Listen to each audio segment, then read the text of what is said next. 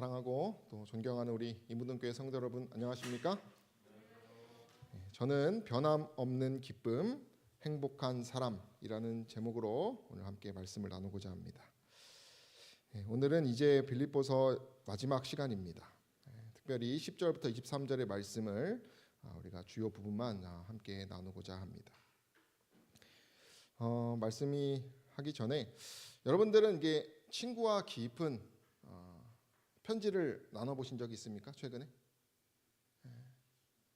그리고 그 편지가 정말 그 친구와 나를 살리고자 하는 간절한 마음에서 써보신 적이 있으십니까? 제가 어제 그런 편지를 잠깐 보게 되었는데요. 신앙 없는 한 친구를, 그 술에 빠져 있는 친구를 어떻게든 살리려고 하는 한 목사님의 편지를 제가 이렇게 보게 되었습니다. 오늘의 이 편지도 제가 이렇게 설교자의 특권은 시간 날 때마다 이렇게 말씀 구절을 이렇게 묵상하게 되는 것 같습니다. 오늘 이 부분은 이렇게 참 바울이 그 죄에 씨름하고 있는, 죄로 인하여 참 우울감을 겪고 있는 성도들에게 힘을 주고자 하는 많은 마음들이 녹아져 있습니다.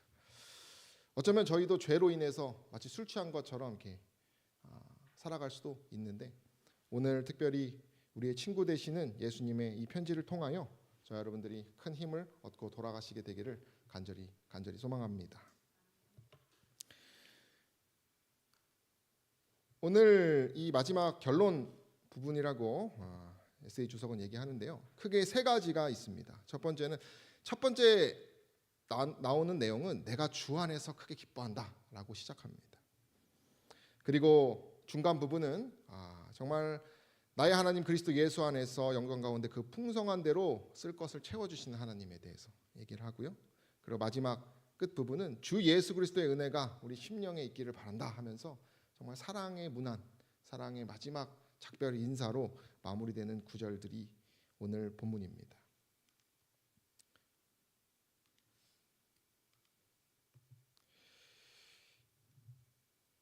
에세이 주석에는 이렇게 얘기합니다. 이 편지서의 주제는 그리스도 안에 있는 기쁨이다.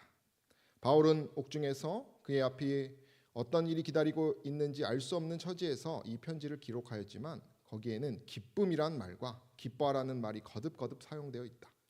또한 그리스도 예수 안에서라는 구절을 반복해서 사용했는데 이것은 기쁨의 사상과 결합되어 이 편지서의 주제를 잘 표현해주고 있다라고 말합니다.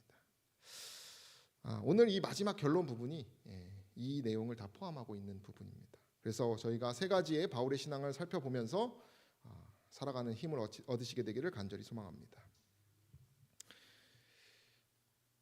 11절부터 이제 한 표현이 나옵니다. 그것은 무엇이냐면 내가 어떤 형편에든지 자족하기를 배웠다라고 하는 표현입니다. 내가 비천에 처할 줄도 알고 풍부에 처할 줄도 알아 모든 일에 배부르며 배고픔과 풍부와 궁핍해도 일체의 비결을 배웠노라 라고 하면서 바울이 참 중요한 자신의 신앙의 모습을 설명해 줍니다. 그런 자신의 이 신앙의 비결을 13절을 끝으로 이야기를 해주고 있는데요. 우리 함께 읽도록 하겠습니다. 우리 잘 아시죠? 4개 시작. 내게 능력 주시는 자 안에서 내가 모든 것을 할 수 있느니라. 이것이 바울의 신앙의 본질이었습니다. 제가 고등학교 때 믿지 않는 제 친구 집 가면 그 친구가 교회를 다니는 친구는 아닌데 이 구절이 그 친구 책상 위에 이렇게 붙어 있었던 기억이 제가 납니다. 그래서 제가 이 성경 구절을 잊을 수가 없어요. 바울은 자신의 어떤 그 신앙, 또 빌립보인들이 가져야 될 신앙의 비결에 대하여 이렇게 설명해 주고 있는 것입니다. 그래서 첫 번째 바울의 신앙은 자족하는 신앙입니다.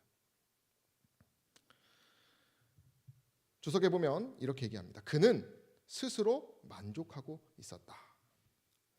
그는 그리스도교적 의미에서 자족하기를 터득했으며 어느 누구보다도 자신의 연약함을 깊이 느꼈으나 그리스도의 능력을 통하여 모든 것을 할 수가 있었다.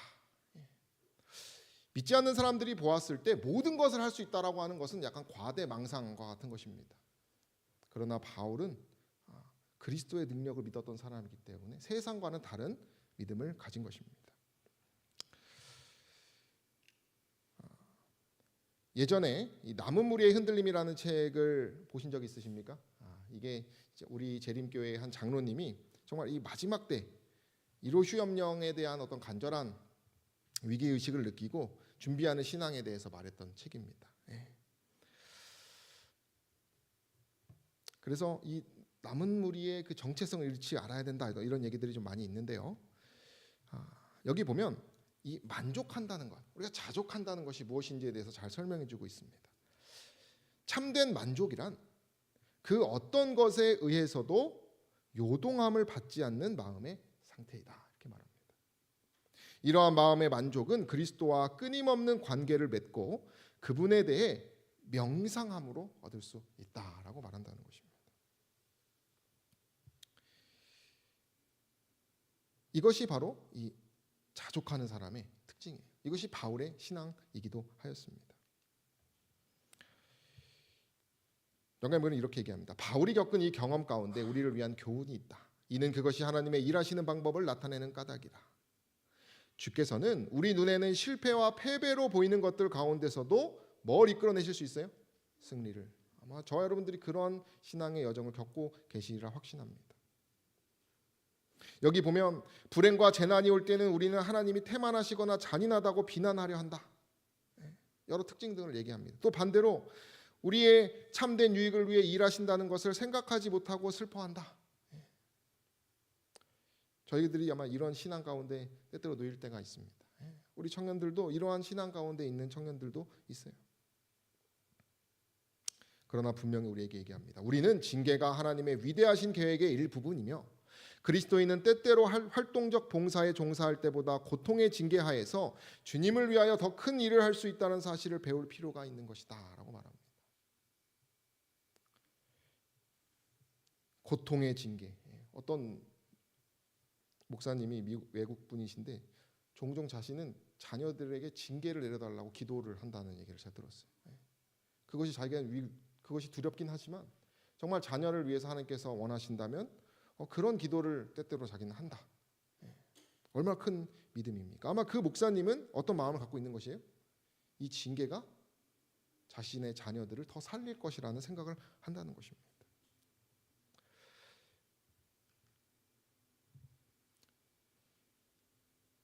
영감의 글에 보면 고통과 역경이 반드시 이런 얘기를 합니다. 슬픔을 가져올 수 있으나 영적 생애에 가장 위협이 되는 것은 뭐라고 말합니까? 번영이라고 합니다.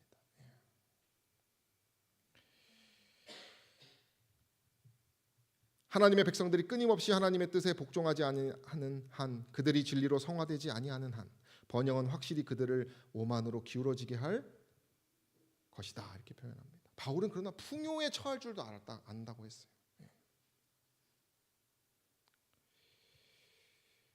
오늘날의 번영은 무엇입니까, 여러분? 청년들하고 이야기해보면 결국 신앙이 왜 어려운가, 왜 말씀을 다시 보지 못하는가, 이 부분에 대한 확실한 대답 중에 하나는 편안하다는 것입니다. 삶이. 뭐가 없어도 살만합니까? 말씀이 없어도, 기도의 능력이 없어도, 내가 좀 게으르게 살아도 뭐 하는 것입니까? 살아가진다는 것입니다. 저도 잘 사는 제 친구가 있지만은 그 친구의 삶하고 제 삶을 비교해 봤을 때 그 친구의 삶이 예수님은 없지만 잘 살아가고 있습니다. 자녀를 키우고 부모님과 함께 시간을 보내고 때때로 싸울 때는 있지만은 어쨌든 그 친구도 행복하게 아내와 잘 살아가는 모습을 보게 됩니다.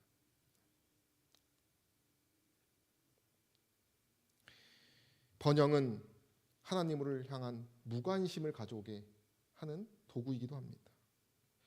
어떤 형님이 자기가 요즘 설교 예화로 옛날 선교지 이야기만 한대요. 자기가. 그 무슨 말입니까? 그러면서 약간 탄식하더라고요. 요즘 뭐 할 게 없어요? 이렇게 막 기뻐할 것이 없다는 것입니다. 그 힘들고 젊은 시절에 그 선교사 때의 그 뜨거웠던 이야기를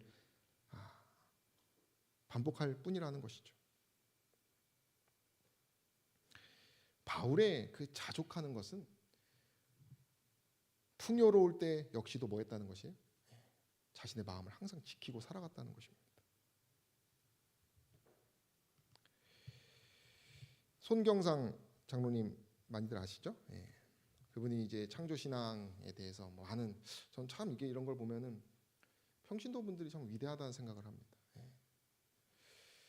참 어떻게 이렇게 목회자도 아닌데 이 신앙에 대해서 많은 연구를 하시는지.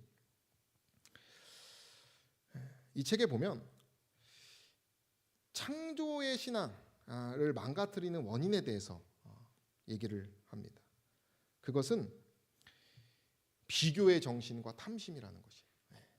맞습니까, 여러분? 우리의 신앙이 그럴 때가 있습니까? 구체적으로 이렇게 얘기합니다. 내 것을 내 것으로 생각하는 이기적인 정신. 그런 마음은 곧바로 비교의 정신과 탐심으로 연결된다는 것입니다. 그러니까 풍요 속에 있는 사람은 뭐예요? 내 것이다. 내가 어느 정도 이렇게 했기 때문에 뭐했다? 누리는 것이다라고 생각하는 사람들이죠. 그런 사람들은 반드시 비교와 탐심으로 연결된다는 것입니다. 그것이 바로 죄의 본성이라고 얘기합니다. 이 책에서. 그러면서 이렇게 얘기합니다. 높아지려는 마음은 자연스레 우리로 하여금 서로 비교하게 한다. 자신이 가진 것보다 더 많이 그리고 더 높은 것을 찾아 그것을 갖기를 탐한다. 자신에게 베풀어진 하나님의 은혜에 뭐하지 않아요? 만족하지 않는 것입니다. 이건 바울의 신앙과는 정반대인 것입니다. 결국 만족하지 못하기 때문에 뭐하지 못합니까? 행복하지 않다라고 분명히 얘기합니다. 만족하고 감사한 정신을 잃지 않는 것은 죄를 극복함에 있어서 중요하다. 그러면서 이런 얘기를 합니다. 비교의 정신, 이 이기심의 정신은 심지어 하나님께도 비교를 통해 감사하게 한다는 것입니다. 남보다 더 많이 받아야 영적인 것도 뭐 하는 것이에요? 비교하면서 살아간다는 것입니다. 영적인 것마저도 만족을 못하면 어떻게 되는 것이에요? 그 사람은 사실은 행복할 수가 없는 것입니다. 바리새인과 세리의 이야기가 등장합니다. 바리새인은 어땠던 사람입니까? 영적인 교만을 가졌어요. 이 풍요 속에선 반드시 이런 죄가 우리에게 들어온다는 사실을 기억하시기를 바랍니다. 이 죄가 들어오면 목회자들끼리, 성도들끼리, 교회끼리, 교단끼리 서로 반목하고 하나 되지 못한다는 것이요. 우리 함께 읽어볼까요? 그러므로 이 바울의 또 다른 고백입니다. 고린도 교회에 보내는 고백이었어요. 함께 읽겠습니다. 그러므로 시작. 그러므로 내가 그리스도를 위하여 약한 것들과 능욕과 궁핍과 핍박과 곤란을 기뻐하노니 이는 내가 약할 때에 곧 강함이니라. 우리가 풍요 속에 또 번영 속에 있을 때 항상 기억해야 될 것은 나의 약함이라는 것을 기억하시기를 바랍니다. 우리가 무언가 되었다, 이 정도만 되었지 만족하는 순간 우리는 다 무너질 것이에요. 바울은 풍요 속에서도 자신의 약함을 늘 생각했던 사람입니다. 바울의 그 신앙에 대해서 이렇게 얘기합니다. 바울은 그리스도를 자신의 모든 능력의 뭐로 인식했어요? 근원으로 인식했습니다. 내가 알지만 다시 한번 그리스도의 마음으로 돌아가는 것입니다. 내가 경험을 미리 해봤지만 다시 초심으로 돌아가는 것이에요. 이루어져야 할 필요가 있는 모든 것은 그리스도가 주는 힘으로 이루어질 수 있다. 하나님의 명령을 충실하게 따를 때에 주는 그리스도인이 맡은 일의 성공을 책임진다라고 말합니다. 그러면서 이렇게 얘기를 합니다. 그리스도 안에 있는 것이 무엇이냐? 바울이 가진 것이 무엇이냐? 의무를 뭐 할 수 있는 힘이요? 다 할 수 있는 힘. 내 감정이 틀어져도 의무에 충성하는 것입니다. 또 유혹에 뭐 할 수 있는 능력입니까? 저항할 수 있는 능력이에요. 절제하는 것들, 그거 얼마나 많습니까? 해야 될 것들이. 그것을 스스로 부끄럽게 여기고 저항하는 것입니다. 고난을 참을 활력을 느끼는 것입니다. 힘들 때 더 활력을 내서 에너지 있게 살아가는 것이에요. 그리고 불평 없이 견딜 인내. 사랑은 오래 참는다고 하죠. 그죠? 인내해서 사람을 대하고 신앙을 가는 그 모든 것이 누구 안에 있다고요? 그리스도 안에 있다. 그래서 내가 그 바울은 이 신앙을 가졌던 사람이라는 것이에요. 우리 재림교회가 참 존경하고 사랑했던 목사님 신기호 목사님의 책에 보면 제가 이제 이분의 설교를 종종 듣고 책도 종종 읽을 때가 있습니다. 또 이번에도 설교를 통하여 생각이 나서 좀 이렇게 읽어가던 중에 신계호 목사님이 그 투병 생활을 하실 때 참 그런 어떤 고통 중에도 이렇게 감사하시는 일기들이 계속 등장합니다. 어려운 지금과 같은 시간에 막 보시면 항암 치료가 겨우 끝났다 막 그런 인간적인 그런 참 어려움도 토로하십니다. 그런 어려운 시간 속에서 제게 이처럼 좋으신 하나님이 계시고 이같이 좋은 교회가 우리 교회임을 뭐 한다고 말합니까? 감사한다고 말합니다. 그래서 이분이 밥을 먹을 때나 성도들하고 다 같이 먹는다는 생각으로 자기가 밥을 먹는다는 것이, 자족할 수 있는 사람이 뭐 할 수 있는 사람이에요? 감사할 수 있는 것입니다. 그 정말 누가 봐도 그 딸이 아버지가 낫기를 바라는 막 그런 편지들을 보면 막 정말 슬픕니다. 크리스마스가 크리스마스답지 않은 그런 모습 가운데서 진심으로 사랑한다, 주님 참으로 감사한다, 이런 표현을 합니다. 그러면서 그분의 책에 보면, 그분의 그 엮은 책을 보면 한 영적 지도자의 글을 신계 목사님이 이렇게 얘기하시는데요. 다음과 같은 글입니다. 다음 순간 내가 기억했던 것은 비록 내 마음에는 전혀 찬양과 감사를 드리고 싶은 느낌이 없었지만 내 의지로 하나님께 감사와 찬양을 드리는 것이었다. 나의 감정은 우울증과 흑암으로 완전히 뒤덮여 있을 뿐 아무것도 느낄 수 없었다. 그러나 내가 그러한 시련을 주신 하나님께 감사했을 때 그것은 뭐로 변하기 시작했어요? 축복으로 변하시. 환한 빛이 희미하게 떠오르면서 천천히 타오르는 그 빛은 마침내 내 마음속에 있던 흑암을 깨트리고 말았다. 우울증은 지나가 버렸고 나의 인생은 다시 아름답고 생기 있는 모습으로 변했다. 나는 다시 한번 은혜로우신 축복들의 충만을 경험할 수 있었다라고 말해요. 이분의 그 글들이 위에 더 있는데요. 하나님이 계시지 않은 것 같이 느끼고 무덤을 향하여 자신이 가는 것 같고 기도를 해도 아무 소용이 없고 기도의 능력을 잃어버린 것 같은 그때에 그가 고백한 편지가 이 편지입니다. 이게 바울의 편지와 같은 것이에요. 자족하는 신앙이 이런 것이라는 것입니다. 그 12월 1일에 쓰신 우리 목사님의 편지를 보면 이렇습니다. 우리 함께 읽어볼까요? 낙심되어. 시작. 낙심되어 우울증에 시달릴 때 필요한 것은 병든 마음의 변덕스러운 느낌이 아니라 불안한 오늘과 불확실한 내일을 밝혀줄 주의 빛, 곧 하나님의 변함없는 자비와 언약의 끝까지 성실하심을 보증하는 주의 진리를 기억하는 믿음이다. 아멘이십니까? 아멘입니다. 저 여러분들이 이렇게 찬송하시게 되기를 소망합니다. 이 바울의 신앙을 닮아가시기를 소망합니다.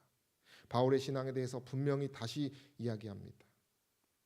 바울이 예수님과 나누는 교제는 그에게 모든 세상의 환경을 초월하는 자족감을 주었다. 번영의 때는 뭐 하고요? 겸손하고, 역경의 때에는 강인했던 이 바울의 신앙을 쫓아 감사하고 자족하는 저 여러분 되시기를 간절히 소망합니다. 그리고 이제 이 결론에 바울이 꼭 빼먹지 않은 이야기는 바로 감사한다는 것입니다. 이 빌립보 교인들에 대한 감사였어요. 사실 바울은 궁핍할 때도 감사할 수 있었던 상태였기 때문에 이 성도들의 도움이 필요 없었던 상황입니다. 굳이 도와주지 않아도 바울은 감사할 수 있었고 그 안에서 자족할 수 있었던 사람이에요. 그러나 그가 그 성도들에게 감사를 표합니다. 이것은 그의 뭔가의 의도가 있다라고 하는 것이죠. 그러면서 말하는 것이 내게는 모든 것이 있고 또 풍부한지라 에바두보로 디도 편에 너희 준 것을 받음으로 내가 풍족하니 이는 받으실 만한 향기로운 제물이요 하나님을 기쁘시게 한 것이다 라고 하면서 그 성도들을 칭찬합니다. 바울이 칭찬하는 모습이에요. 너희들이 지금 한 게 뭐야? 누굴 기쁘게 하는 것이라고요? 하나님을 기쁘게 하겠다고 말합니다. 그러면서 그런 하나님을 기쁘게 했기 때문에 나의 하나님이 그리스도 예수 안에서 영광 가운데 너희 모든 쓸 것을 채우시리라. 왜 그가 이런 얘기를 했을까요? 빌립보 교인들은 고린도 교회와 다르게 가난했다고 해요. 더 가난했던 사람들입니다. 근데 가난한 중에 보낸 것이에요. 바울이 그들의 삶을 다 알았기 때문에. 제가 어떤 목사님이 어떤 한 성도님이 헌금을 약정했는데 그분의 형편에는 말도 안 되는 헌금을 약정했다고 해요. 그래서 막 그 집에 찾아가서 너무 많이 했다고 막 그렇게 했던 얘기를 보았어요. 바울도 아마 그들의 형편을 너무나 잘 알았을 것입니다. 그 목사님처럼. 그러면서 그들에게 칭찬하는 것이에요. 그래서 바울의 신앙 중에 또 하나는 무엇이냐면 누구를 기쁘시게 하는 신앙이에요? 하나님을 기쁘시게 하는 신앙을 얘기해주고 있습니다. 바울은 데살로니가 있는 동안 생계를 그의 손으로 유지하는 노동에 전적으로 의지한 것은 아니었다. 그는 후에 그 도시에서의 경험에 대하여 언급하면서 거기 있는 동안 그들에게서 받은 선물에 대하여 인정하고 빌립보 신도들에게 편지하기를 데살로니가 있을 때도 너희가 한 번, 두 번 나의 쓸 것을 보내었도다 라고 하면서 그들이 자신의 쓸 것을 보낸 것에 대한 기록이 있습니다. 바울은 가난 중에도 자신을 돕는 그 무리들을 통하여 그리스도의 향기를 느꼈습니다. 영감의 글에 보면 빌립보에 있는 교회가 모든 교회들 중에서 바울의 필요를 공급하는데 가장 뭐 했어요? 관대했어요. 가장 많이 보낸 것이에요.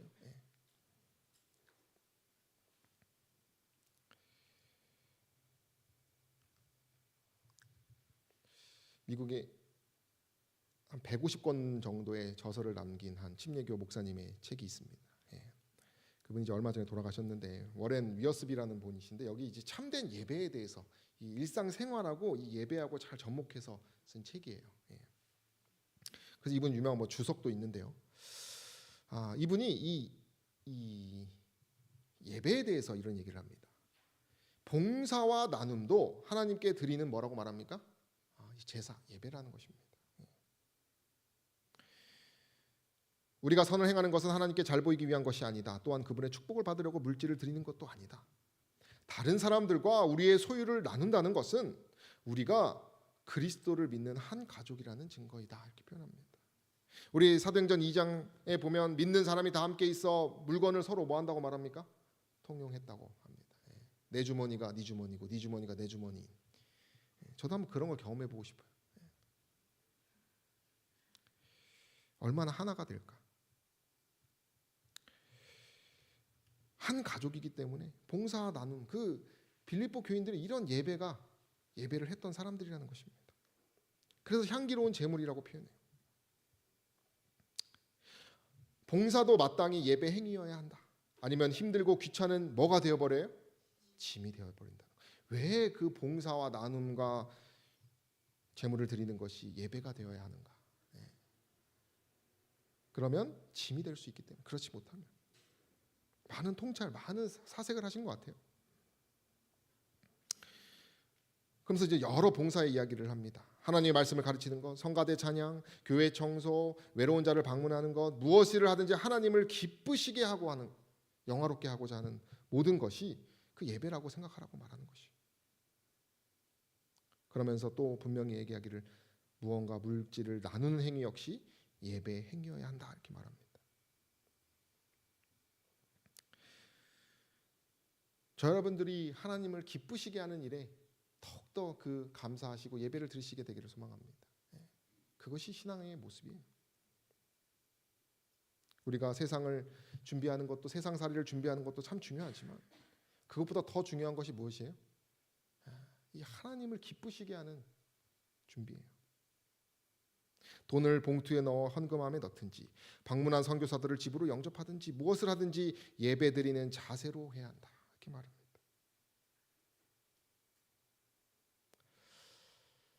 바울과 빌립보 교인들은 이러한 마음을 가졌던 사람들입니다.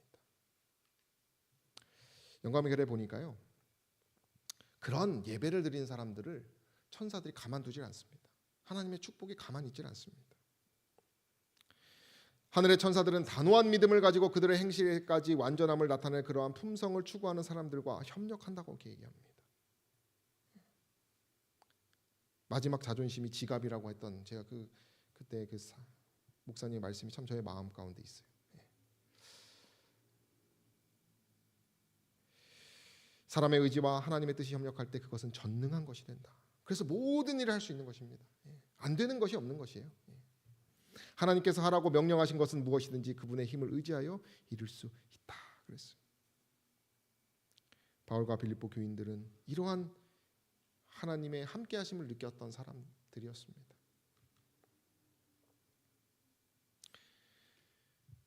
만일 사람이 하나님을 사랑하고 순종하며 그들의 임무를 다할 것 같으면 하나님께서는 그들의 모든 필요를 뭐 하셔요? 제공해 주신다는 것입니다.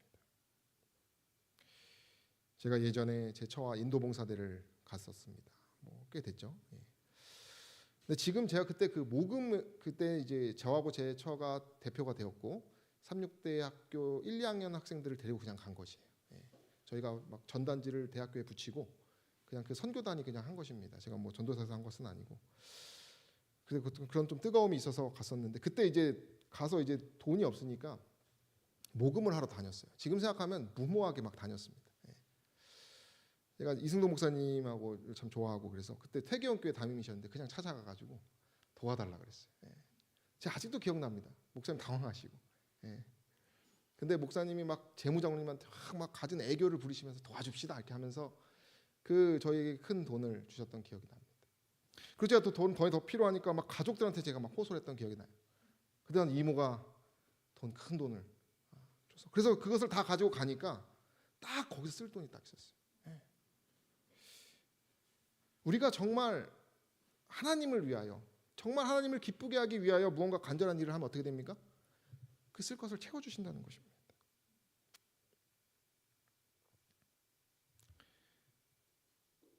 빌립보 교인들이 이걸 저는 알았다고 생각해요. 그 큰 상급.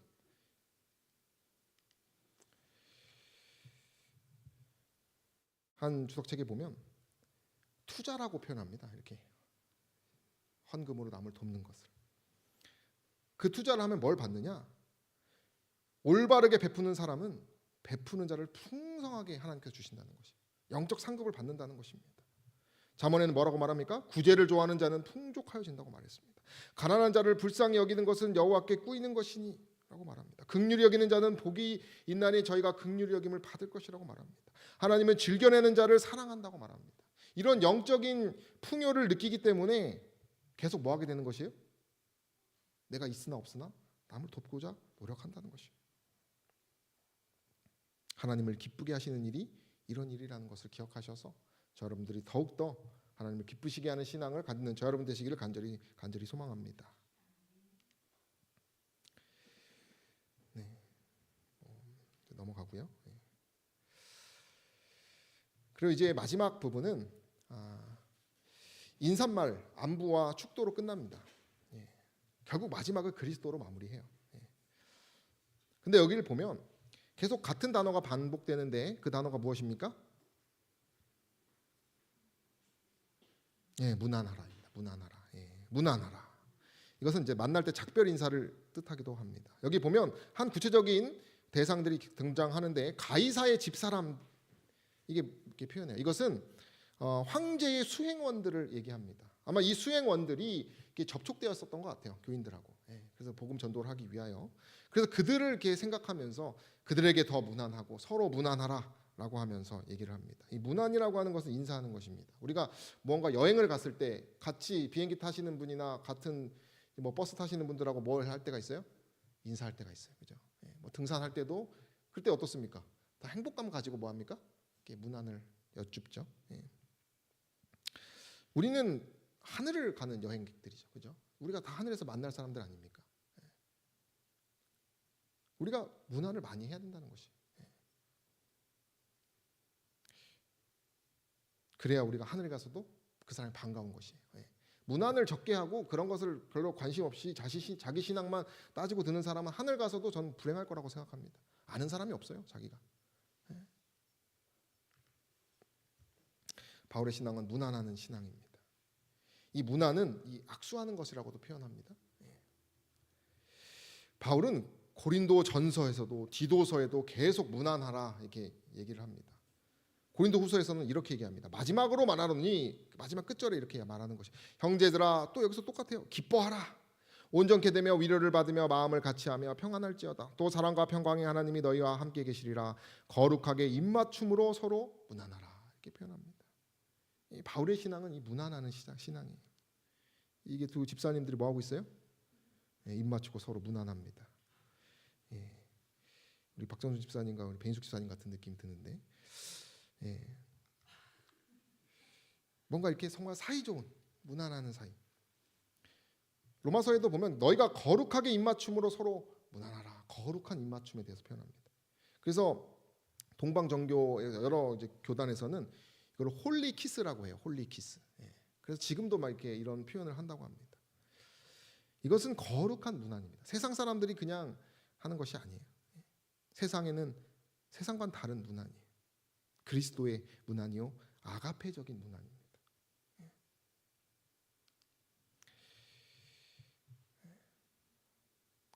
한 목회자이자 작가인 슈락이라고 하는 분이 계세요. 이분이 이제 36년생이신데 이분이 젊은 시절 아내가 죽고 뱃속에 있는 아이도 죽는 경험을 하시고 깊은 신앙의 경험을 하시면서 여러 책을 쓰셨습니다.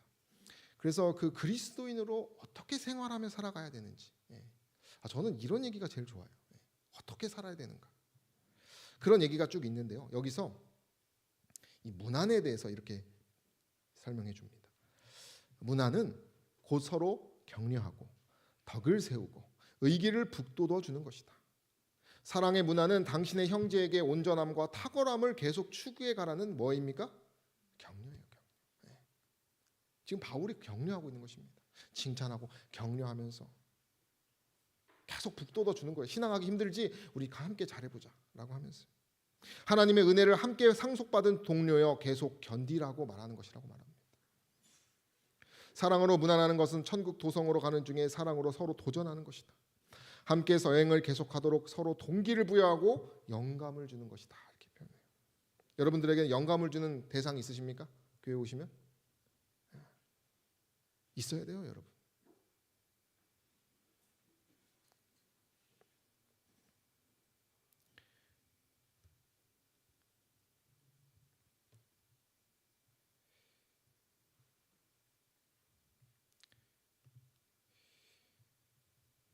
바울은 이 문안의 진심이었던 사람입니다.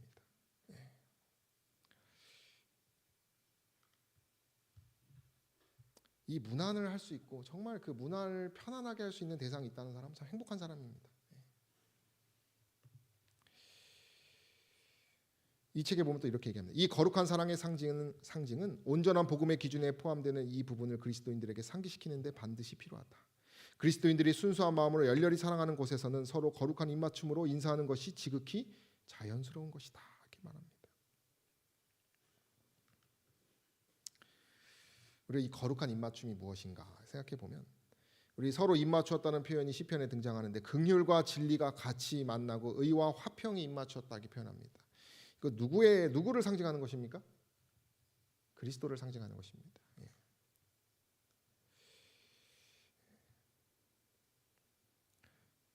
이 새로운 시각으로라고 하는 책이 있는데 이것은 이제 젊은 사람이 이게 하나님을 향해서 나아가는 간증문이에요. 우리 그 교인이시 젊은 때 쓰셨던 한 장로님이 쓰셨던 책인데요. 여기 보면 예수님은 하나님의 입맞춤을 주기 위하여 공의와 자비가 인간의 경험에서 결혼하고 하나님의 영원한 공의와 인정 많은 영광을 드러내려고 우리의 세상에 오셨다 이렇게 설명합니다. 완성한 성품, 즉 은혜와 진리, 그것이 하나가 되신 분이죠. 우리는 하나님의 성품을 만나고 뭐를 견딜 수 있어요? 격렬한 시련을 견딜 수 있다는 것입니다. 정말 이 예수가 하나님께서 정말 그 사랑이 결정체인 예수 그리스도를 통하면 우리는 견뎌낼 수 있다는 것입니다. 그것을 누가 저희들이 뭐 하라는 것이에요? 서로 그 정신으로 하라는 것입니다.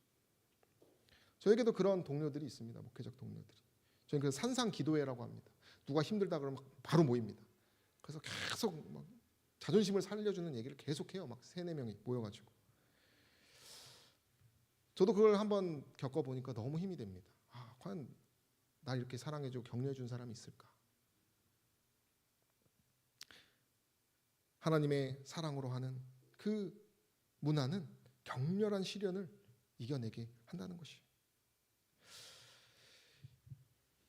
문안의 뜻은 손을 내미는 것입니다. 그리고 이 또 표현은 뭐냐면 어떤 사람을 좋아하다, 어떤 사람을 존경하다라는 뜻을 가진 아스파조마이라는 뜻이에요. 이 문안하다라고 하는 표현. 그 존경하고 좋아하는 것이에요. 그래서 그 책에 보면 이렇게 이야기합니다. 우리가 흔히 이제 악수를 하죠. 인사를 하고 예배가 끝나면 하시는데 때때로는 아무 생각 없이 형식적으로 할 때도 있는 것 같아요. 저는 무의식 중에. 근데 이걸 보고 저도 이제 많이 다시 또 잘해봐야겠다 생각을 했는데요. 이 무난하는 이 악수에 대해서 이렇게 얘기합니다. 선하고 견고하고 진실한 악수는 신뢰를 나타내며 더 나아가 신뢰를 형성해 준다.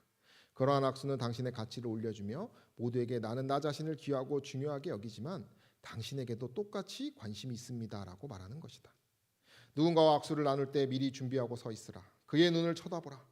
상대방에게 손을 내밀고 집게 손가락과 엄지 손가락 사이의 골짜기가 서로 만날 때까지 기다리라.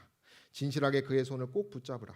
지나치게 세게 붙잡지는 말라. 충분히 흔든 후에는 멈추고 악수를 나눈 사람들과 눈을 마주치는 것을 명심하라. 예. 우리가 때때로 정말 좋아하는 사람이면 마당발로 가가지고 포옹을 격하게 하죠, 그죠? 근데 누군가에게서는 그냥 적당히 악수하고 마는데요. 저 여러분들이 정말 그리스도의 마음으로 누구에게든지, 특별히 우리 교우들끼리는 뭐 하면 좋겠어요? 더욱더 이렇게 진심 어린 정말 존경과 좋아하는 마음으로 우리가 더 한다면은 더 우리 교회가 사랑으로 넘치지 않을까 이런 생각을 하게 됩니다. 저와 여러분들이 어쨌든 문안의 방법은 여러 개 있어요. 예, 정말 서로 좋아하는 마음으로 또 존경하는 마음으로. 여러분 존경한다고 계속 말하게 되면 그 사람 진짜 존경하게 됩니다. 존경할 것이 없어도 존경할 것을 찾으면 존경하게 됩니다. 예, 그런 마음으로 우리가 서로 무난하여서 서로 섬기는 저 여러분 되시기를 간절히 소망합니다. 우리 오늘 세 가지 주 안에서 해야 될 바울의 신앙, 마지막 신앙을 배웠는데요. 첫 번째는 무엇입니까? 자족하는 신앙입니다. 두 번째는 무엇입니까? 하나님을 기쁘시게 하는 신앙입니다. 세 번째는 무엇입니까? 서로 무난하는 신앙이에요. 이 신앙 주 안에서 하시게 되기를 간절히 소망하고요. 끝으로 제가 이 부분이 결국 이것이 본질입니다. 핵심이어서 제가 말씀드립니다. 그리스도의 생애는 사람이 신성에 참여할 때 어떠한 일을 할 수 있는지를 보여준다. 우리 노란 부분을 같이 읽어볼까요? 그대의 마음을 시작. 그대의 마음을 하나님께 대한 영광스러운 생각으로 가득 채우라. 그대의 생애를 보이지 않는 끈으로 예수의 생애와 연결시켜라. 성령은 하나님께 대한 것을 그대에게 보여주시고 그것이 순종하는 사람의 마음에 들어가 살아있는 능력이 되게 하신다. 저 여러분들이 주 안에서 항상 이 능력을 경험하시고 또 표현하시는 저 여러분 되시기를 바라며 말씀을 마치겠습니다. 기도하는 시간을 갖겠습니다. 우리 아프신 환우분들을 위해서 또 요즘 감기 걸리시는 분들 종종 있으세요? 그래서 또 그런